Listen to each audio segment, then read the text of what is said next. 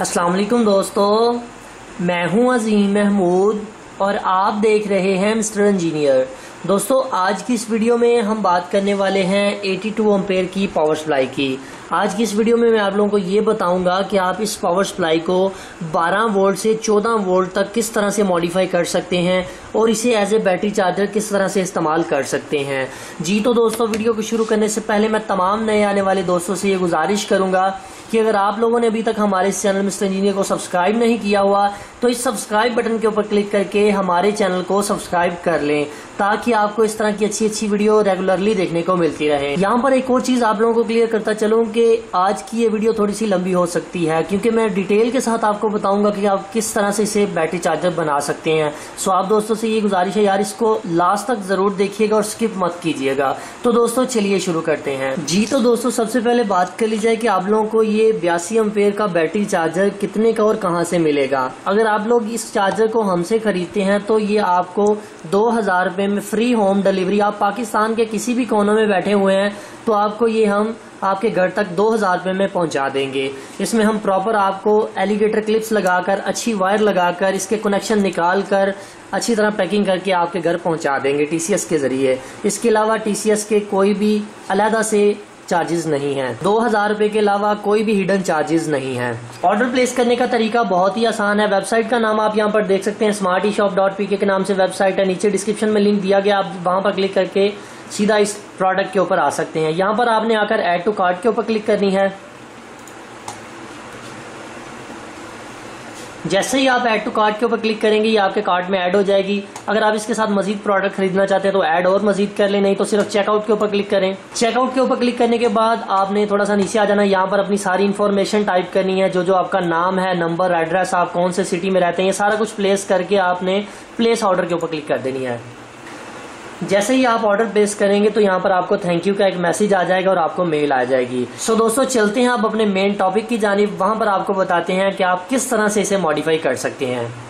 जी तो दोस्तों, इस पावर सप्लाई को मॉडिफाई करने से पहले आपने इस पावर सप्लाई को ऑन करना है। जैसा कि हमने पिछली वीडियो में बताया था इसको ऑन करने का तरीका कि इधर से पहले नंबर से दूसरी पिन को और नीचे से भी दूसरी पिन को अगर आप आपस में जोड़ देंगे तो ये पावर सप्लाई ऑन हो जाएगी, आपको 12 वोल्ट देना शुरू कर देगी।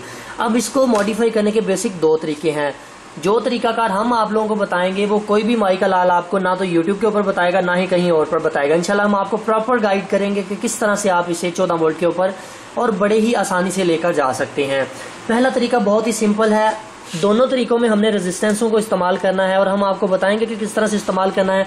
पहला जो तरीकाकार है वो ये है कि आपने 1.8 किलो ओम की एक रेजिस्टेंस लेनी है, जो कि मैं मल्टीमीटर के ऊपर आपको चेक भी करवा देता हूँ कि ये 1.8 किलो ओम की रेजिस्टेंस है। आप लोग यहाँ पर देख सकते हैं 1.8 मीटर के ऊपर शो हो रही है। पहला तरीका का जो है वो 1.8 किलो ओम की रेजिस्टेंस को आपने पकड़ लेना है और इसे लगाना कुछ इस तरह से है कि ये वाली जो ग्राउंड पिन है, ग्राउंड को आपने 32 नंबर पिन के साथ जोड़ देना है। मतलब रेजिस्टेंस की एक वायर को ग्राउंड और दूसरी वायर को 32 नंबर पिन के साथ जोड़ देना है। सो मैं जरा जल्दी के साथ इसे सोल्डिंग कर देता हूँ और फिर देखते हैं। दोस्तों आप लोग यहाँ पर देख सकते हैं कि हमने इसकी 32 नंबर पिन को ग्राउंड कर दिया है, मतलब ग्राउंड के साथ कनेक्ट कर दिया है 1.8 के की रेजिस्टेंस के साथ। ठीक है, अब हम इसके वोल्टेज की मेजरमेंट करते हैं कि आया कितने वोल्टेज इंक्रीज हुए हैं। 12 वोल्ट, जैसा कि हमने पिछली वीडियो में आपको दिखाया था कि वो 12 वोल्ट से 12.5 वोल्ट तक ही आती है। अभी जरा हम आप लोगों को दिखाते हैं। अभी जरा आप लोग यहाँ पर देखिएगा कि कितने वोल्टेज इंक्रीज होते हैं। ये जो हमने रेजिस्टेंस लगाई है आप लोग यहाँ पर देख सकते हैं 13.1 वोल्ट आ गए हैं। यहाँ पर एक चीज आप लोगों को क्लियर करता चलूं कि बैटरी जो होती है वो 14 वोल्ट के ऊपर फुल होती है। अब हमने इसको मजीद मॉडिफाई करना है, इसके मजीद थोड़े से वोल्टेज को इंक्रीज करना है ताकि 14 के करीब करीब पहुंच जाए और हमारी बैटरी ठीक तरह से चार्ज हो सके। सो उसके लिए मुझे जरा जल्दी के साथ इसके स्क्रूज को खोलना पड़ेगा। मैं इनको जरा जल्दी के साथ खोल लेता हूँ। दोस्तों स्क्रूज को खोल लेने के बाद आपने इसके फ्रंट कवर को उतार लेना है। इसके बाद इसके नीचे ये जो फैन लगे हुए हैं आपने इनको भी आराम से आपने इनको उठाना है ताकि ये इनकी वायर्स टूटने ना पाए। इन फैंस को जब आप उतारेंगे तो यहाँ पर भी आपको 2 स्क्रू नजर आएंगे और यहाँ पर भी अंदर आप लोगों को 2 स्क्रू लगे नजर आएंगे। सो हमने इनको भी जरा जल्दी के साथ खोल लेना है। ठीक है जी, सभी स्क्रूज को खोल लेने के बाद आपने बड़े ही प्यार के साथ इसको एक साइड की तरफ खोल लेना है, मतलब कि बाईनी साइड की तरफ आपने इसको खोल लेना है। एक चीज़ का ख्याल रखें कि आपने जोर आजमाई यहाँ पर बिल्कुल नहीं करनी। ठीक है जी। यहाँ पर आपने जब इसे खोल लेना है तो ये चीज़ का ख्याल रखना है, ये वाली बॉडी किसी भी कंपोनेंट के साथ टच नहीं होनी चाहिए, इसे मुकम्मल बाहर निकाल लें। ठीक है, हमने इसको मुकम्मल तौर पर बाहर निकाल लिया। फ़ैन को थोड़ा सा साइड पर कर देते हैं, मीटर को ज़रा सामने ले आते हैं ताकि आपको दिखा सके कि आपने किस तरह से इसके वोल्टेज को थोड़ा सा मजीद बढ़ाना है। ठीक है जी, हमने मीटर को भी कनेक्ट कर लिया। मैं ज़रा पावर सप्लाई को ऑन करता हूँ, बड़े ही ध्यान से ऑन करें क्योंकि आपने पावर सप्लाई को खोला हुआ, किसी भी जगह पर आपका हाथ नहीं लगना चाहिए, आप कुर्सी के ऊपर बैठे होने चाहिए। आप ज़मीन के साथ अगर टच करेंगे तो आपको हल्का फुल्का शॉक भी लग सकता है। सो ये जो स्टेप मैं आपको बताने वाला हूँ इसको ज़रा गौर से देखिएगा।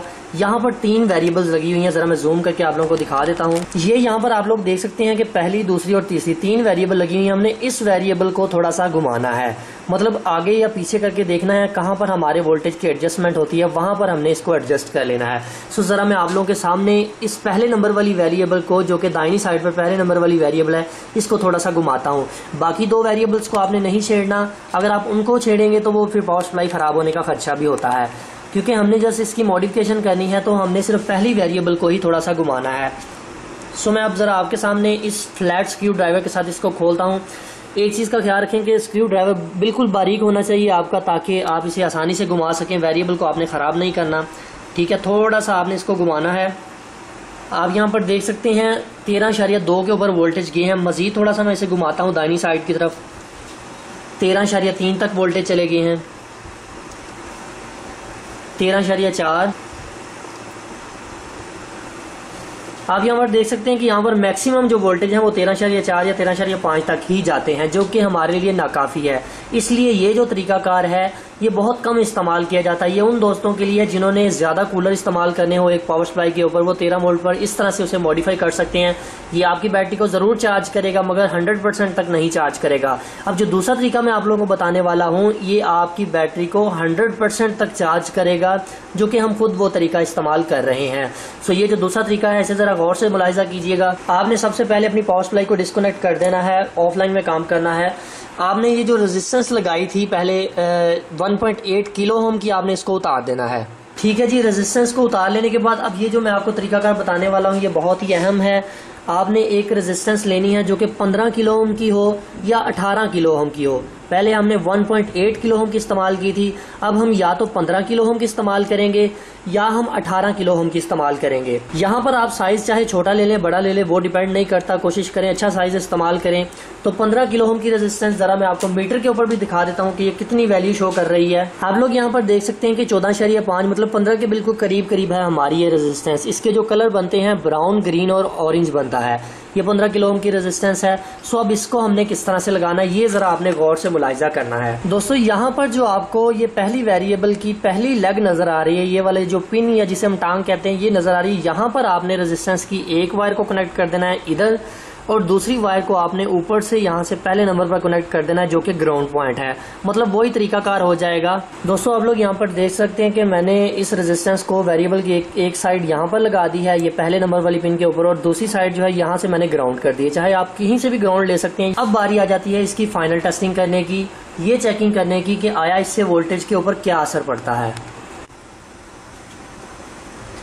दोस्तों आप लोग यहाँ पर देख सकते हैं कि ये जो हमने रेजिस्टेंस लगाई थी इसको लगाने की वजह से हमारे वोल्टेज 13.7 के ऊपर पहुंच गए हैं। अब अगर मैं इनको थोड़ा सा मजीद इंक्रीज करता हूँ, वेरिएबल को थोड़ा सा घुमाता हूँ, तो आप यहाँ पर देखेंगे वोल्टेज जो है वो डाउन हो चुके हैं, मतलब जीरो की जानिब जाना शुरू हो चुके हैं। उसकी वजह ये है कि इसके अंदर इस सप्लाई के अंदर एक प्रोटेक्शन सिस्टम लगा होता है कि अगर आगे से दोनों तारें पावर सप्लाई की जुड़ जाती हैं शॉर्ट सर्किट की वजह से, तो ये पावर सप्लाई फौरन से बंद हो जाती है। हमने उस प्रोटेक्शन को ख़त्म करना है। आप लोग यहाँ पर ये वाली आईसी के ऊपर फोकस करें जिसका नंबर है 10020S।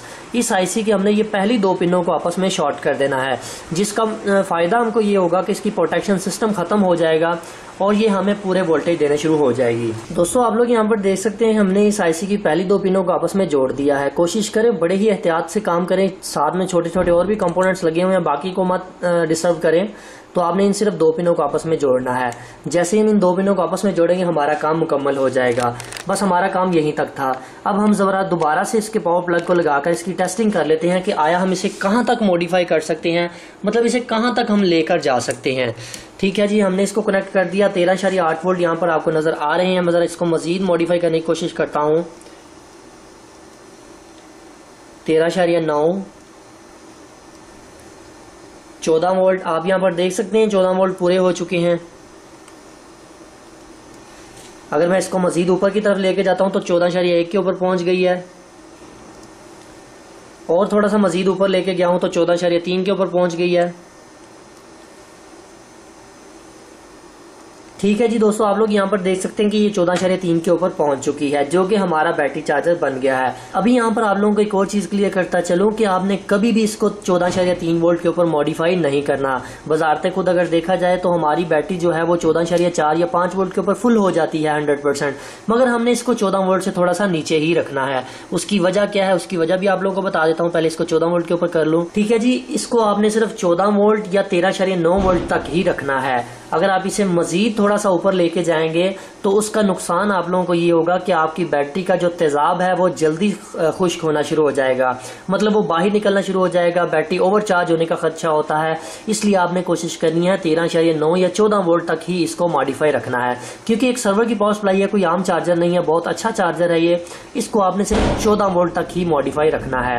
सो दोस्तों, हमारा ये वाला जो काम था वो मुकम्मल हुआ। अब हम जरा इसको जल्दी के साथ फिट कर लेते हैं, एलिगेटर क्लिप्स को लगाकर बैटरी के साथ कनेक्ट करके फाइनल टेस्टिंग कर लेते हैं, और आप लोगों के उन सभी सवालों के जवाब भी दे देते हैं कि स्टार्टिंग के ऊपर कितने एम्पेयर लेती है, जब इसको बैटरी चार्जर के ऊपर लगाते हैं तो कितनी बिजली खाती है। वो सभी सवालों के जवाब आपको इस वीडियो में मिलने वाले हैं। अच्छा जी दोस्तों, अभी बारी आ जाती है इस बैटरी को चार्ज करने की। ये 100 एम्पेयर की बैटरी है। सबसे पहले तो ये सवाल उठता है कि ये सर्वर की ये वाली पावर सप्लाई 82 एम्पेयर वाली कितनी बैटरी को चार्ज कर सकती है।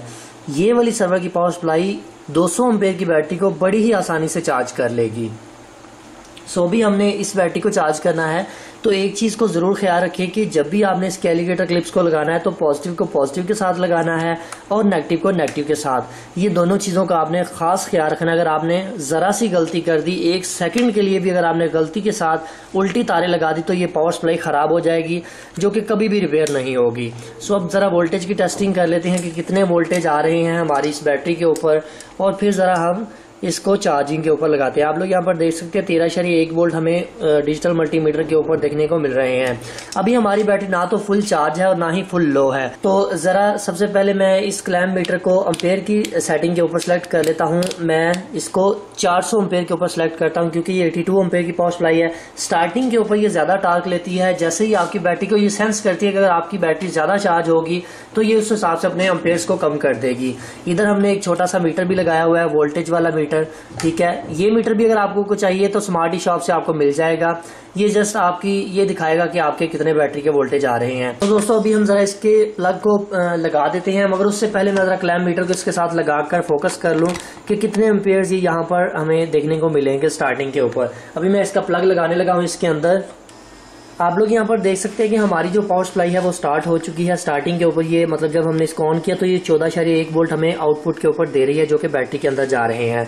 अभी अगर एम्पेयर्स की बात करें तो यहाँ पर आप लोगों को नजर आ रहा होगा कि 15 से 12 एम्पेयर की तरफ आ रहा है। इसकी रीजन ये है कि हमारी बैटरी थोड़ी सी चार्ज थी, इसलिए ये 15 से 11 एम्पेयर तक आ रहा है। आहिस्ता आहिस्ता इसने कम होना शुरू हो जाना है। आप लोगों ने एक चीज को जरूर मद्देनजर रखना है कि अगर आपकी बैटरी बहुत ही लो होगी, मतलब बिल्कुल जीरो के करीब होगी, तो स्टार्टिंग टार्क इसका ज्यादा होगा आपकी ये पावर सप्लाई का। स्टार्टिंग के ऊपर ये ज्यादा एम्पेयर लेगी। 80-82 एम्पेयर से आपकी बैटरी को चार्ज करके आहिस्ता आहिस्ता नीचे की तरफ आना शुरू हो जाएगी। जिस तरह की आपने देखा कि 15 एम्पेयर के ऊपर ये चार्ज कर रही थी, तो ये अब 8 एम्पेयर के ऊपर आ गई है। अभी आपके सामने ही है कि ये एम्पेयर्स आहिस्ता आहिस्ता से कम होना शुरू हो गए हैं। अब एम्पेयर्स के कम होने की वजह ये है, चूंकि ये बैटरी पहले ही 13 वोल्ट से चार्ज थी, मगर बैटरी मतलब बिल्कुल लो नहीं थी, इसलिए ये अपने एम्पेयर जीरो की तरफ लेके आ रही है। सो इससे हमें ये भी पता चलता है कि हमारा ये वाला बैटरी चार्जर ऑटोमेटिक है। बहुत सारे दोस्त यहाँ पर एक चीज सोचते हैं कि यार ये 82 एम्पेयर की है, ये बहुत ज्यादा बिजली को कंज्यूम करती है, मतलब बहुत ज्यादा बिजली की खपत करती है। हालांकि मेरा जो तजर्बा है वो ये कहता है कि ये एक यूपीएस के जितना लोड लेती है। अगर आपकी बैटरी बिल्कुल जीरो हो तो जिस तरह से आपका एक यूपीएस आपकी जीरो बैटरी को चार्ज करता है, सेम उसी तरह ये वाली पावर सप्लाई आपकी बैटरी को चार्ज करती है।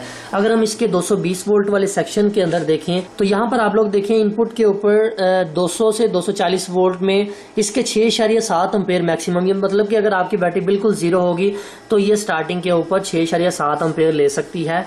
वो भी थोड़ी देर के लिए, मुसलसल नहीं लेगी, थोड़ी देर के लिए लेगी। सो अभी आप लोग यहाँ पर देख सकते हैं कि ये जो हमारा ऑटो चार्जर था ये 4.9 एम्पेयर के ऊपर पहुंच गया। अभी हम इसकी इनपुट के ऊपर भी टेस्टिंग कर लेते हैं कि ये आउटपुट के ऊपर तो अगर 4 एम्पेयर दे रहा है तो इनपुट से AC एम्पेयर कितने दे रहा है, ताकि आप लोगों के जहन से ये भी कॉन्सेप्ट क्लियर हो जाए। अच्छा जी दोस्तों, अभी हमने अपने मीटर को AC के ऊपर सेलेक्ट कर लिया। AC एम्पेयर हमने चेक करने हैं। 40 एम्पेयर के ऊपर मैंने रखा है AC एम्पेयर। 0 कैलिब्रेट कर लेते हैं इसको। ठीक है, 0 हो चुका है। मैं यहाँ से ये जो पावर की मेन 220 वोल्ट वाली मैंने 2 लीड लगाई हैं इसके साथ, यहाँ पर किसी भी एक के साथ मैं इसे कनेक्ट कर देता हूँ। अभी हम जरा स्विच को ऑन करते हैं, ये जो पीछे लगा हुआ है। आप लोग यहाँ पर देख सकते हैं कि ये मैक्सिमम जो है वो 0.47 एम्पेयर ले रही है। अब उसकी वजह यह है कि हमारी बैटरी जो है वो ऑलरेडी फुल है, मतलब फुल के करीब पहुंच चुकी है। आउटपुट के ऊपर 5 से 7 एम्पेयर ले रही है, इसलिए ये देखें ये आहिस्ता आहिस्ता से कम होते होते 0 की तरफ आ जाएंगे। सो ये कॉन्सेप्ट बिल्कुल गलत है कि ये स्टार्टिंग के ऊपर ही 82 एम्पेयर बॉब्डा से लेना शुरू हो जाती है। इस चीज को आप अपने ज़हन से क्लियर कर लें। अब यहाँ पर एक और बात आ जाती है कि हमने लास्ट टाइम भी जब ये वीडियो बनाई थी तो सभी दोस्त ये समझने लग गए थे कि पता नहीं यही सबसे अच्छी पावर सप्लाई है। तो यहाँ पर एक और चीज क्लियर करता चलूं कि कोई भी सर्वर सिस्टम की पावर सप्लाई हो, चाहे वो 38 एम्पेयर की ये वाली छोटी पावर सप्लाई हो, इसको भी आप बैटरी चार्जर बना सकते हैं। इंशाल्लाह इनकी वीडियोस भी हम बहुत जल्द आपके सामने लेके आएंगे। इसके अलावा अगर ये 62 एम्पेयर की बात करें तो ये 62 एम्पेयर वाली भी बड़ी बेहतरीन बैटरी चार्जर होता है। सर्वर की पावर सप्लाई कोई भी हो, चाहे जितने मर्जी एम्पेयर की हो, वो ऑटोमेटिक बैटरी चार्जर होते हैं और ये चाइना के चार्जर से काफी हद तक बेहतर होते हैं। तो फाइनली दोस्तों, आज की वीडियो यहीं तक थी। उम्मीद करते हैं कि आपको पसंद आई है। मैंने डिटेल के साथ एक एक चीज को आपके सामने वाजे कर दिया है। उम्मीद करते हैं आपको पसंद आएगी, आपके सारे कॉन्सेप्ट क्लियर हो गए हैं। अगर फिर भी आपके जहन में कोई भी किसी किस्म का सवाल हो तो आप कमेंट सेक्शन में मुझसे जरूर पूछिएगा। इंशाल्लाह हम आपको उसका फौरन से रिप्लाई कर देंगे। सो दोस्तों, इस वीडियो को शूट करने के लिए हमें काफी एफर्ट, काफी मेहनत करना पड़ी।